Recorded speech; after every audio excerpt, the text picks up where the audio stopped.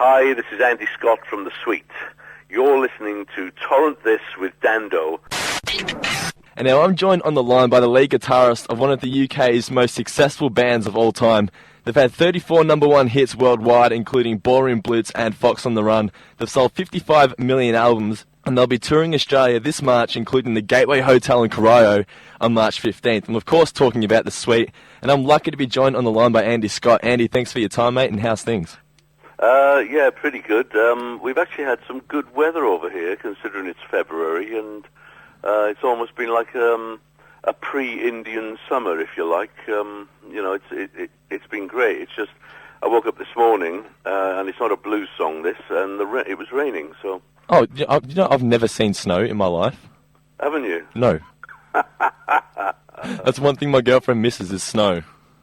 Living here, cause... you do get snow over there, though, because I've done a couple of times. I've driven from Sydney to Melbourne and taken a couple of days out in a tour. And when you go over the top there at Cooma and Jindabyne, you do get it. So yeah, I'm just very lazy. So you must be pretty keen to get over here in your Speedos and sunbake in some hot 30-degree heat, yeah? I've been keeping my eye on the heat over that way, and it seems that when we get to Tasmania, it'll probably be a bit more English. Yeah. But apparently the western side of Australia has been getting some 30-odd degree heat, so I'll have to be a bit careful, because in my dotage, as I get a little older, heat is not the best remedy for me. What is that?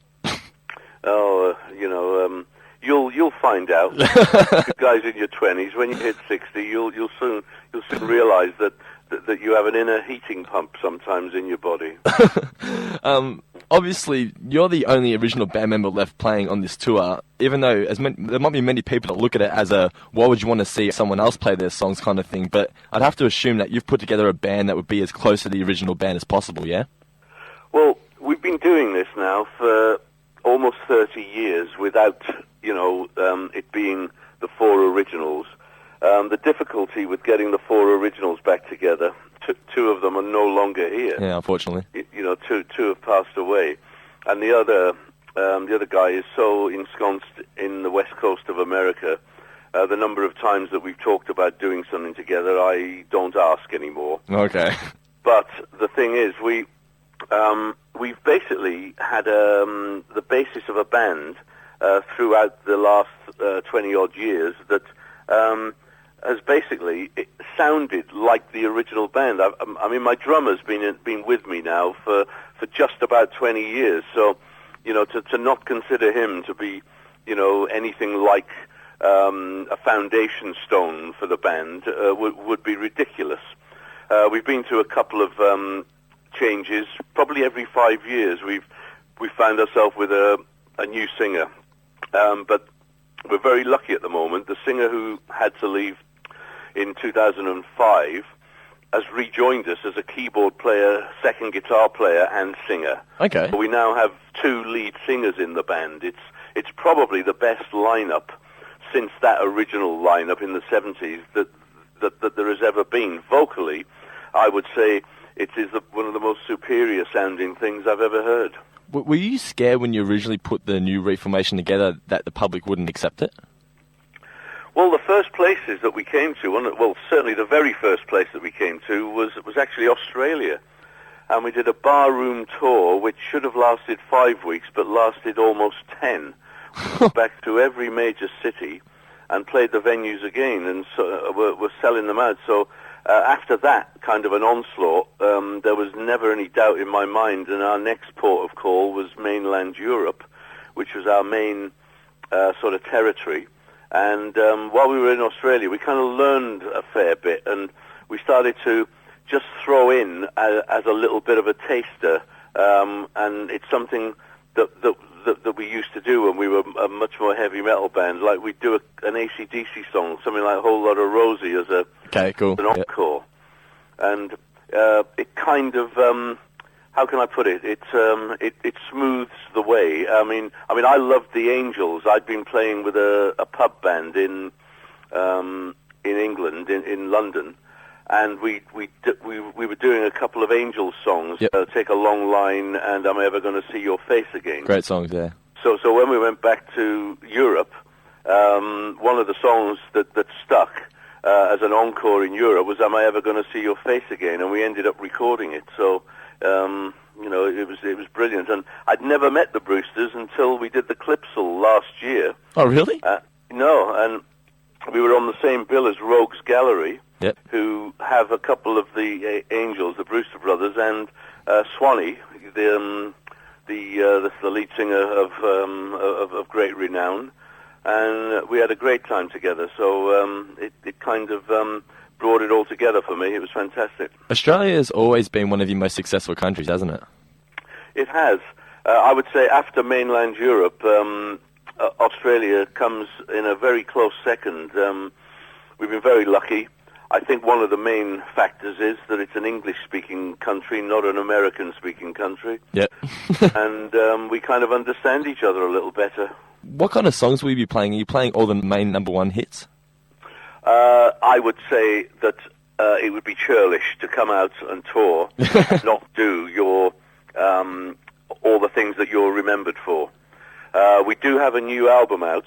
That's what I was going to get to, yeah. Connection, NYC, which is actually, this is the first time the band's ever done an album like this. It's an album of cover versions, but they're not your regular cover versions, and we suddenly found that there was a theme running through it. A lot of the songs have a connection to New York, hence the New York Connection, plus Sweet had a B-side called New York Connection, which we've revamped and re-recorded, plus all these other cover versions, of which one of them is Joined Together, the Who song, which we released as a single last year. Yep.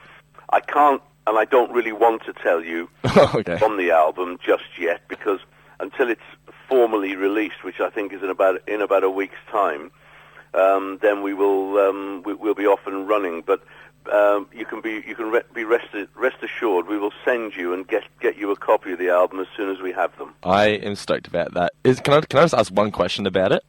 Do you do a cover of Lennon's New York City? No, we did look at that.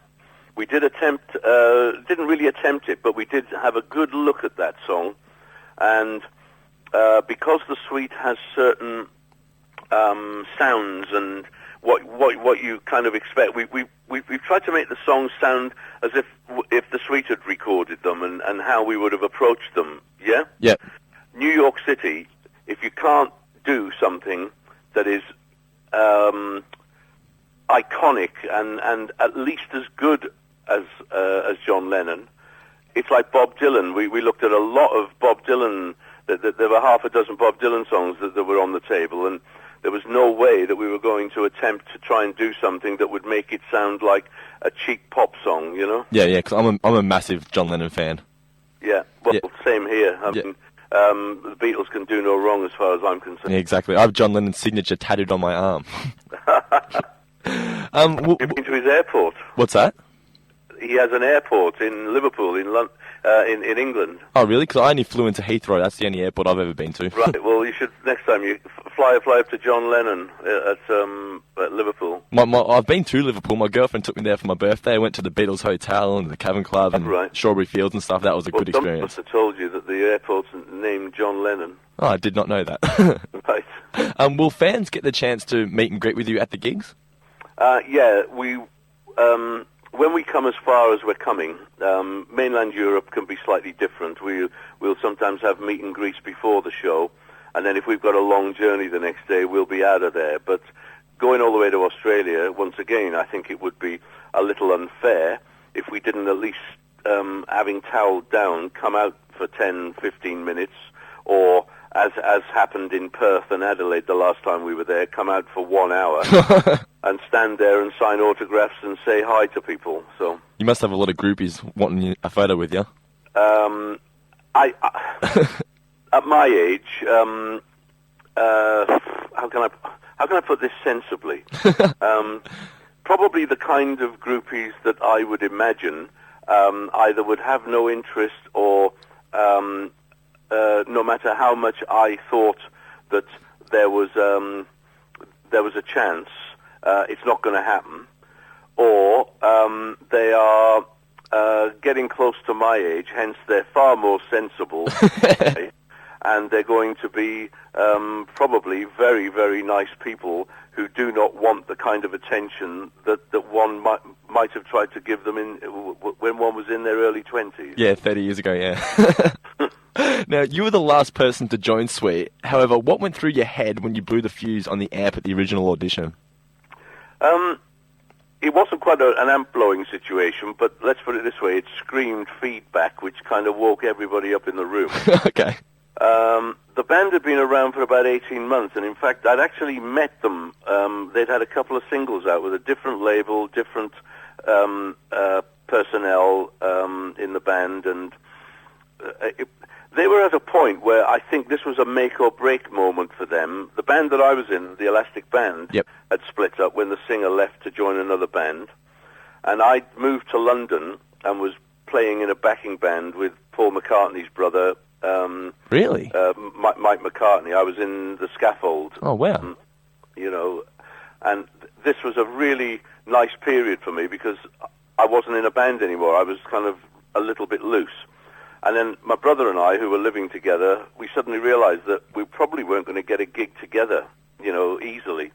So I just went out one day and did a couple of auditions, and one of them happened to be the Sweet one, and got the gig. And the rest, as they say, is history. They had already met a producer who knew Brian, the singer, and he knew a couple of songwriters who had some very commercial songs.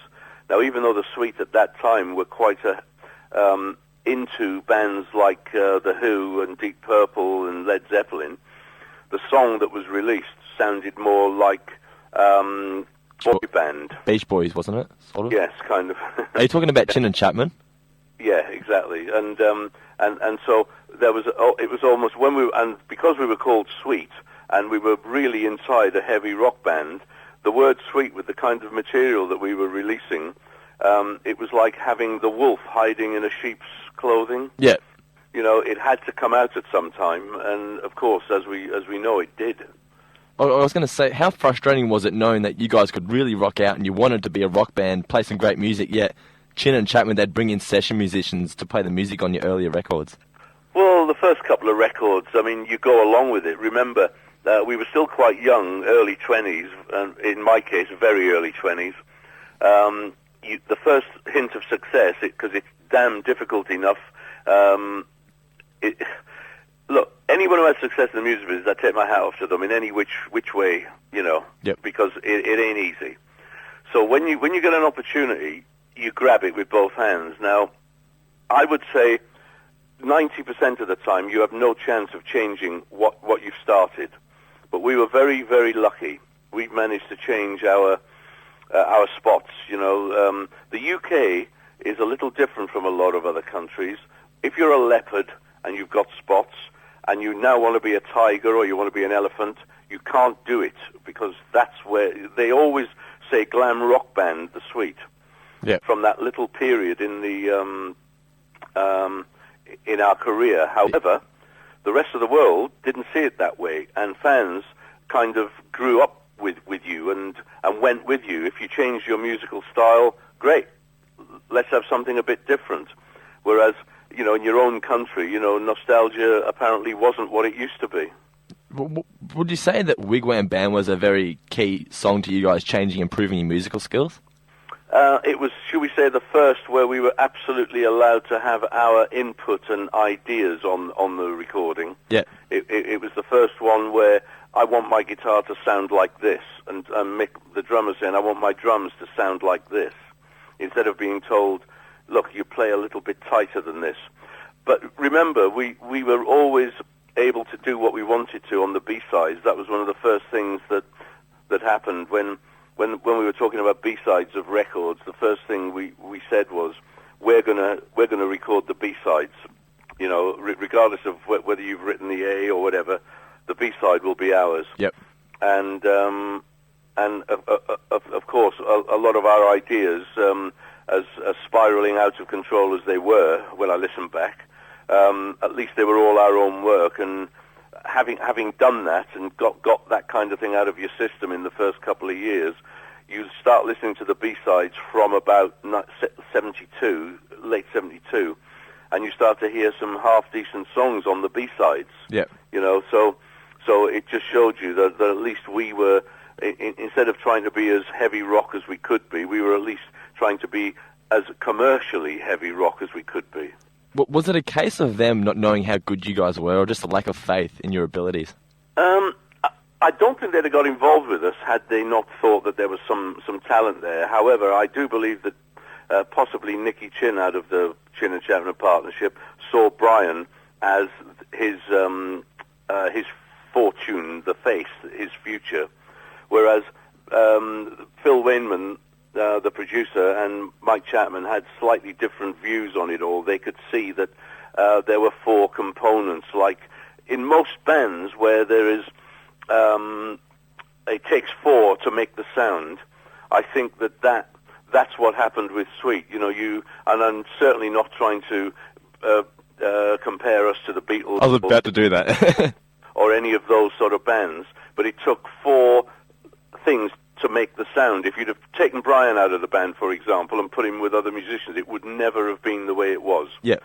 And by the same token, had you put a different drummer or a bass player or a guitar player, it would probably never have been the way that it was. So, you know, we all have to sit there hand in glove and admit this at some point in our lives and basically say the best time was that 73, 74 period where the hits were coming. It was very tense in the studio because everybody wanted to get the best out of everything.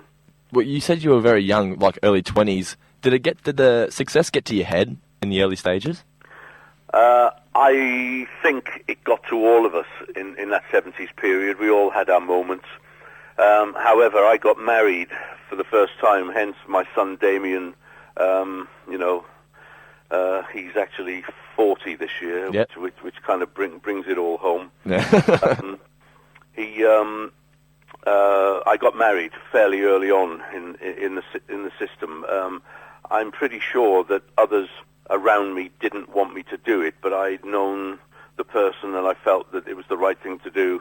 And, of course, for about 7 or 8 years, it was the right thing to do. But I'm afraid success, being away, the whole situation, the whole 9 yards of being in a rock band traveling around the world does take its toll. Yeah. And once again, I have total admiration for people who have managed to keep their marriages together through it all, you know. How hard was it having a son during that period? Not easy. The earlier days, before we started those grueling American tours, weren't so bad. But once we hit 75, 76 through to about 1980, I was hardly at home. Yep.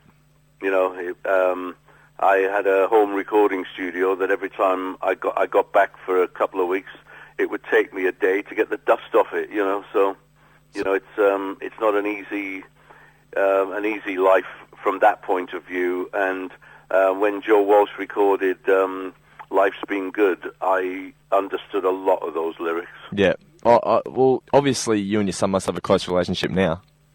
Oh no, it's fantastic now. I mean, I think there was a teenage moment where he just didn't understand. Yeah. But in the more recent, you know, since he started to really work with the band, which was in his sort of mid-20s, but he still used to go off traveling. He would come and work with me for a little while, and then go, "I've had enough of this," and go off for 3 to 6 months. Yeah. Go over to Thailand or somewhere, and it's in the last, I would probably say, the last 10 to 12 years, I've had, you know, I've had him with me, and he's done all sorts on the road for us, everything from merchandiser to drum roadie, and he is now probably one of the best sound engineers that, everybody compliments how we sound, and out front, it's got to be down to him. Yeah. Well, when you came into the band, you had like more professional experience under your belt than any of the other three. Did they look up to you as a teacher and ask for advice on certain things? I don't think it really comes to that. I think that you choose carefully, and I've always had this feeling that there is a template. If you don't get it what the suite is all about, then you're in the wrong band. And when you get people who come in, they have to kind of get it as to what's needed. No, I don't want embellishments there. This is how the song goes. This is what we play. This is how the harmonies knit together. Yes, there are going to be moments in the set where you can have a little bit of, a little bit of free time, to do a little bit. But essentially, that we're there. I remember being privy to a conversation. I had a friend who used to work for Paul McCartney, and his view on it all when after Wings, and he was setting up to go on tour the way that he is now, and I'm going back more than 10 years. Yep. I remember him saying the point of doing Beatles songs is not to have this extended intro or this middle section that goes off on a tangent like a Frank Zappa song. Mm-hmm. You want them to sound the way that people remember them on the records when they bought them. Yep. And I went, that is the most... it's the way I'd been feeling for quite a while, and I thought, for somebody to come out and say that means we're going to be playing sometimes, in McCartney's set, for example, in a 2-hour plus set, he's probably going to be playing something like 40 songs, because some of them are going to be 2.5 minutes long. Yeah, they're really short, yeah. Yeah, because that's the way they were. Now, I had that feeling that, well, we're going to have to bring some more songs into the set, with the suite. Because there were some sets that would go on for an hour and a half, and there was only be a dozen songs in there. Yeah. And I thought to myself, no, you're right. We've got to get ourselves back into that zone of playing the songs exactly how they were originally contemplated. And that's exactly what we've been doing, once again for the past 12 years. And quite honestly, it's paid off. You only have to listen and see the amount of work that we have at the moment. Yeah, exactly. People aren't paying to hear remixes; they're paying to hear the songs that they grew up to love. Exactly. Yeah.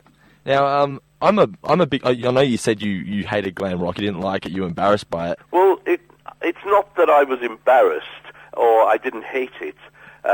It's just that to be kept there, and when newspapers do a story once in a while about the era, out comes the song that you just said, Wigwam Bam, out come the photographs of us in Indian headdresses. Yeah. Have you no more imagination? Yeah. For God's sake. Is this the pure, is this the end product of the brain that you have in your head? There must be more to it than this, but, look, you go along with it, and you put yourself in the public gaze, and their persona and their preconception of it is sometimes marred by the interference of an editor in a newspaper picking a random picture that it's probably the only one that they've ever kept from the era. Yeah. so I can't complain, because at least, what is it that Oscar Wilde said? As long as they're spelling your name right, they can say whatever they want about you. Well, obviously, like what you just said, why did you think they made you, or they kept you in the glam rock image when it seems that a lot of people weren't ready to see men on stage wearing makeup? Well, you probably answered your own question there, because I'm pretty sure that Kiss have made a rod for their back, but a very successful rod for their back, the same way as putting men putting makeup on and spawning acts like the Tubes and Motley Crue and several other bands that came later to kind of what it is. I think it's an image thing, that the thing that they want to get across most is the shock, the fact that but I think if you wanted something a lot more shocking, you'd go to Twisted Sister or New York Dolls, wouldn't you? Yeah, exactly. A punk rock band or something. Yeah. Well, tell us about the night that inspired Ballroom Blitz. There was a Mayhem gig up in Glasgow that Mike Chapman came to about a year before he wrote the Ballroom Blitz. He hadn't seen us in a while, and when he came to this show, he was amazed to see that, with certain songs that we performed, especially the old rock and roll songs like Lucille and Great Balls of Fire and things like this, that the way the crowd would just bang into each other, it was like probably the precursor of punk, if you like. Yeah. And there was fights in the auditorium, and a couple of times Brian and I ended up on top of the audience, being pulled off stage and lying. Hopefully, they're not going to drop you. Yeah. And then managing to just get yourself back onto stage with your guitar still intact, with your hair still intact, and it's still in tune enough to carry on playing. What's going through your head as you're crowd surfing? Don't use scissors. Okay. And in Scotland, that was a very, very normal thing. The girls would always be carrying nail scissors, and they'd try and clip a bit of your hair. Really? Oh, yes. Have you ever had somebody pull your hair out? I've never been in a cat fight like that, but yes, I have been in a little bit of a scrum trying to get onto a bus or into a car where girls have had their hands out and your hair just gets pulled. I mean, Mick and I, the drummer, we did think about wearing hairnets and hats to get in and out of venues at one point. You must have just loved the attention, yeah? When it first starts to happen and the word Sweet Mania is used on newspapers in various parts of the world, you start to think, good God, have we finally made it? Yeah. But after a little while, you retreat into a shell, and the last thing you want to be doing is stepping out where a situation could get a little bit dangerous. So after that, it had to be a little bit controlled. And one of the places in Japan, we stayed at the Hilton in Tokyo. And every time we came in and out of the venue, having done a show, there were thousands of kids, girls mainly. And how they managed to get into the foyer, they had to get police to just hold them back so that we could get into the hotel and get into the lift. And then when you got up onto your floor, there they all were again on your hotel floor, waiting. They must have gone onto every floor to just make sure, well, which floor are they on? Yeah. Oh, they're on this floor. So then the next thing you'd find is hotel security coming round and rounding up a couple of hundred girls who had made a little encampment on your hotel floor.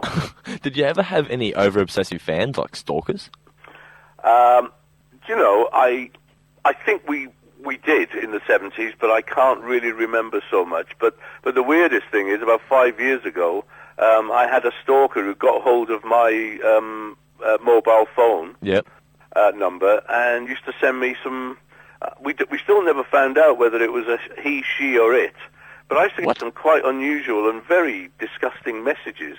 Well, can we have an example or not? Oh, no. No, you wouldn't want me to talk about stuff like this, so... Oh, okay, then. But it was really oddball, and even though you talk to the police, they're about as useful as a chocolate fire guard at the moment. They need to get a job, So you could never trace back to who it was? Well, I think they had the ability to, but... with the, what is it, the... Desire? No, the Privacy Act or whatever. Ah, okay. So you respect somebody's privacy who's sending you disgusting messages, yet my privacy don't seem to matter a hell. Exactly. That's how it goes, mate. Yeah. In regards to Ballroom Blitz, when you first strummed that iconic riff that gets the song really going, did you have any idea it would become the classic that it did? Well, for me, when Mike Chapman first played me the idea and said, this is the kind of riff, I went... Do you know, Mike, that has been used by everybody? And he went, well, that's more of a reason to use it then and have a big hit record with it. And at the time, because I was trying to be in inverted commas, a bit musical and a muso, I'm thinking, oh, this is so, ordinary. Yep. Yeah, how can I make it less ordinary? So I did what I did. And the weirdest thing is, he was absolutely right, as he was with Blockbuster when he played me the Muddy Waters, blues riff. I went, good Lord! I was playing that when I first started to play guitar in 1964. I was about 14 or 15, and I'm thinking, how can you think that that's going to do it, you know? And it did. He was absolutely right again. You see, what we've done is we've established those old riffs as now pop riffs. Yep. You know, it's an incredible world, isn't it? It's like he held you back in regards to like getting your abilities known, but yet he knew what he was doing, didn't he? Oh, exactly. Yeah. Now, to this day, one of my favourite songs of all time is your cover of Peppermint Twist. Although you guys, I know you're more focused on your more rock-heavy tunes. Was it still fun to play these kinds of songs? We wouldn't have put it on the album had we not enjoyed the experience. You see, the band goes back, our musical interests and tastes go back to the birth of it all, you know, in the early 60s. You know, my mum and dad used to play Elvis records and Guy Mitchell, and I'd hear Eddie Cochran and all these sort of doo-wop type bands, like, well, in fact, Joey D and the Starlighters and the Coasters and the Drifters. Yep. on the radio. And so when we came, and Mike Chapman it was Mike's idea. He said somebody should do this Peppermint Twist. And when we got to grips with it, and we started to put the driving rock rhythm with it, it kind of all made sense. Especially as with our harmonies, we were able to do it full justice of being able to play like a heavier rock band, but yet do this cheesy pop doo-wop song with all the harmonies and everything. And I mean, it sounded really good. The upside was that it went on the album, and it went all around the world. Not really a downside, but should we say a crab-like movement was when the managing director of our record company in Australia loved it. Yep. And put it on an album called the Singles album in Australia. I've got that. And everybody in Australia picked up on that as the next single, and it went to number 1 in Australia, and we didn't even know about it. Oh, really? Until we got a telegram saying congratulations on your big hit record, and then we had a second telegram a week later saying congratulations on your number 1. And we're all going, wow. Especially as when it was released and it was a number 1, we had slightly moved on musically. And so when we finally went to Australia, one of the songs that we had to put into the set, and we were trying to be a little bit more, should we say, stagey and rock orientated with kind of films and a drum solo where Mick had a drum battle with himself on a film, and I had a guitar that used to bellow smoke and go and disappear into the gods of the lighting rig. Okay. And at the end, we'd come back on, and the first encore would have to be Peppermint Twist. Will you be playing it on the next tour? Yes. Oh, great. It's the one thing that we will and always do. Is this the kind of thing you did for your new album? How you said you took songs and you've covered them, but you only wanted to cover them if you knew you could do them justice? Well, yeah, it's in that kind of a vein. Yeah, we've tried to make everything, should we say, accessible as well as musical. Yep. Now, your first number 1 record that you guys wrote yourselves was Fox on the Run, but which version did you prefer, the original or the re-record? You mean the one off the album? Yeah. That is a bit meandering. When I listen back to it now, there are bits that I like. It reminds me of the Bowie album, Diamond Dogs. When I listen back now, if you can understand where I'm coming from. Yeah. It had like meandering moments of guitar riffs and things that I'm not saying were unimportant, but were less commercial. Yeah, they were a bit obscure. Yeah, exactly. And when once again, Chin and Chapman were actually in America, and they should have been getting to grips with what might be the next Sweet single after the 16s and Turn It Down, because the Turn It Down had not really been that successful in England, and they were talking about getting a new record out very quick, and they'd listened to Desolation Boulevard, and they said Fox on the Run has the potential of being your next hit, but not the way it is on the album. You'd have to either edit it or do some re-recording. So we got to grips I came up with an idea of putting some synthesizers on there. Mm-hmm. Great idea. Which were just starting to make a bit of an appearance in, in music. These ARP-type synthesizers, and I've been messing with stuff with synths, for a couple of years. So when we went into the studio, we wanted to make it quite, shall we say, pomp and circumstance. So we had these big stabs at the front. I hadn't quite worked out everything that was going to go over those big stabs, but when we recorded the track and it came in at something like 3 minutes 40, we went, well, the backtrack without any vocals on it sounds like a hit anyway. Yeah. So when we started to piece it all together and the synths went on there, it was a new lease of life. So when you first heard the new re-recorded version, what were your expectations? Did you think it was going to be a hit? I think we felt. Remember, we'd just come off something that hadn't been successful. Yeah. I think there was a lot of trepidation, but I think we felt that we finally had something that would bring us back, at least into the public eye, if not a big hit. But to get to like number one in a lot of countries and number two in the UK was the icing on the cake. Well, in many ways, it's one of the songs that you're mostly known for. It's still the biggest seller around the world. Did you look at it as sort of like your last chance? Do you feel that if it wasn't a success, that it would have been just a downward spiral from there, or not? It wasn't quite as bad as that. Probably in England, there was a little bit of the last chance saloon about it. But we had been there before with a song called Alexander Graham Bell early on in the career, where it hadn't been the hit that people were anticipating. And it's happened throughout our career. We had a couple of other singles that did good, including songs like Action. But then we came off in England again, a couple of failures. And it wasn't until Love Is Like Oxygen that it kind of all came back again. So it's almost as if we've had three reinventions, even where the original band was.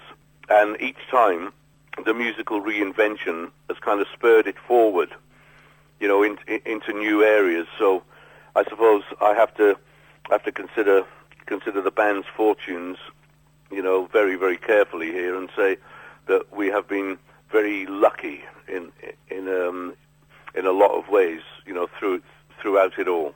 If the Suite was to be remembered for one song, what would you wish it would be? Sweet's greatest hits.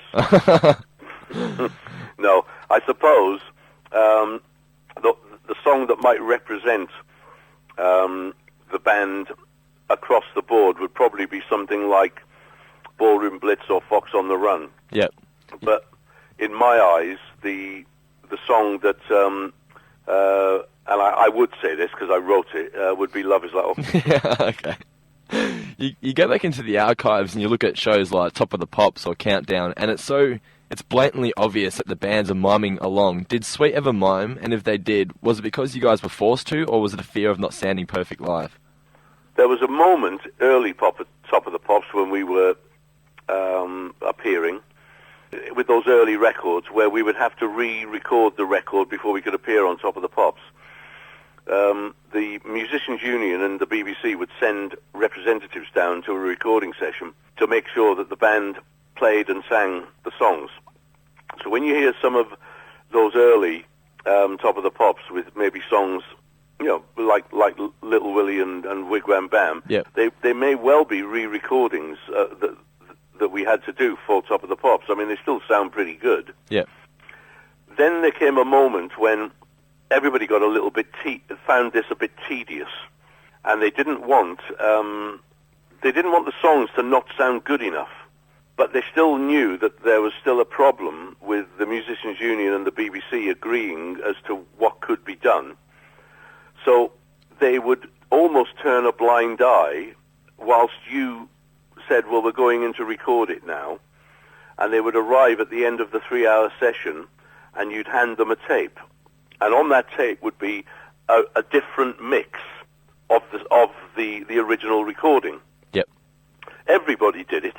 We're not just the only band, because in the end, everybody wanted Top of the Pops to be something that was representative of the charts. Not, well, they were awful on Top of the Pops, weren't they? Yeah. Nobody wanted that.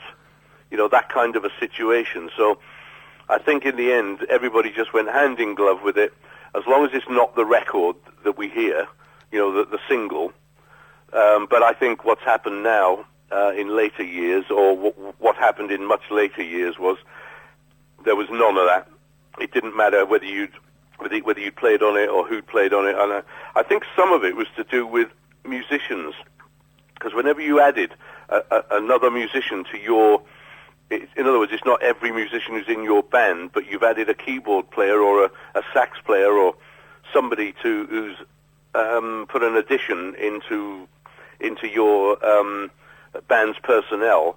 The Musicians Union, all they cared about was that they were going to get their money, and I can agree with that. It's something that you join the Musicians Union for. Exactly. But in the end, when it starts to bite you back, you don't really want that. You want to do the best thing that you can. You've made a great record, and you want people to hear that. Yeah. And Top of the Pops had such a following, and it was such an influence on the record-buying public at that time in the 70s, that a good Top of the Pops performance could actually send your record spiraling up the charts or spiraling down the charts. How did you prepare for a gig like on Top of the Pops? Did you have to prepare much backstage, or...? All we cared about was, what's the most outrageous thing can we now wear? Yeah. It was very difficult because Dave Hill from Slade was always, one step ahead of everybody. Mark Bolan was a bit out there as well. Yeah, of course. So were you ever on stage pretending to play guitar? What, live? Yeah. No. Nope. No, I'm afraid you have to go and see... In this day and age, I'm told, you have to now go and see American bands from the bygone era. But when you go and see them, don't believe everything that you are hearing and watching, because apparently they go on stage, and if it's an hour and a half set plus a couple of encores, it will all be clocked to a computer, and there will be things going on, even vocals, that they are not doing. The Sweet would never do that, would they? No. It's impossible.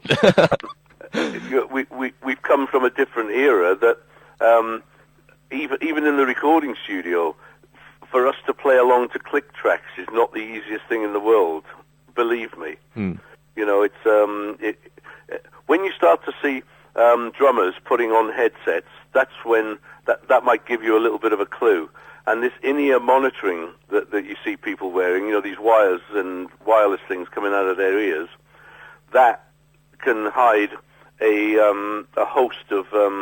I'm not pointing any fingers or mentioning any names, yep. But I have been told that when somebody says, "Oh, so-and-so sounded great," and I thought, well, yeah, you're listening to most of the record, aren't you? Yeah.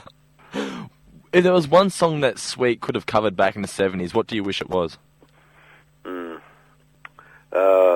There are quite a few, songs that kind of come to mind. But I suppose I have to go back a little bit earlier than the 70s, because my favourite recorded track of all times is Hendrix's "All Along the Watchtower." Oh yeah, great song. But it's the recording. You can't. How they did some of that is just, well, it's sonically, fantastic. It's certainly not perfect, but it does it for me. Do you think that's what makes it so good? I think it does, yeah. I mean, that's the problem with what we were talking about a couple of minutes ago.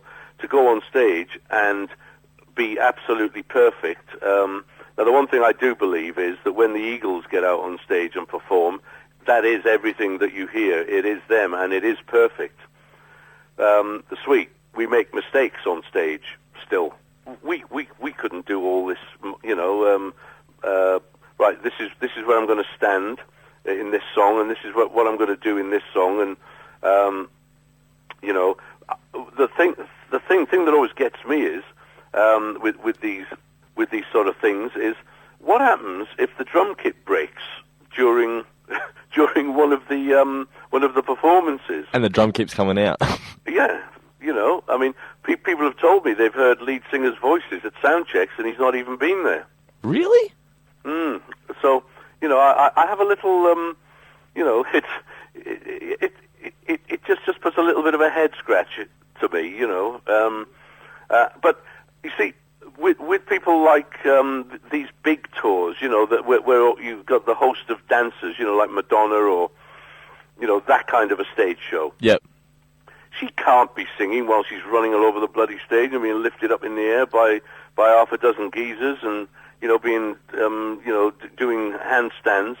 She can't be singing. You physically can't do it. There's a lot of them. There's Britney Spears. There's heaps of them that mime, and you can tell that they're miming because some of the times their mouths aren't even moving. And you think, why would you pay to see that? But I think what's happening here is it's moved on from it being, well, we're a live music band and we play everything. It's moved on. It might as well be a stage show. Yeah. Something that you go and see, like you might go and see The Sound of Music. It's just a modern version of that, isn't it? It's just a play, yeah. Well, just a couple more questions, Andy, and I'll let you go, because I've been going a lot longer than I thought I was going to. Where do you see yourself on both a personal level and the band in 12 months' time? Well, I hope I'm still around, and I hope we're still doing what we're doing. There will be we've had a few gaps, shall we say, with albums. We do a greatest hits every 10 years, split between a new album every 10 years. So I'm hoping that the recording, we might get that down to every couple of years rather than, every 5 years, Yeah. That would be one thing. Also, it would be nice to think that we could come back to Australia every year, 18 months, and still do a couple of shows and, enjoy the situation. But I have this thing about life that no one needs stress in their life. So the best thing that you can do is try and be as relaxed as you can be all the time. Yep. But what does a normal day for Andy Scott involve? Well, today it's been... I'm actually still doing my Noel Coward. I'm wandering around in my dressing gown. Ooh, sexy. Yes. Because I was waiting for a phone call from Australia, believe it or not. Oh, I wonder who that was. Yes.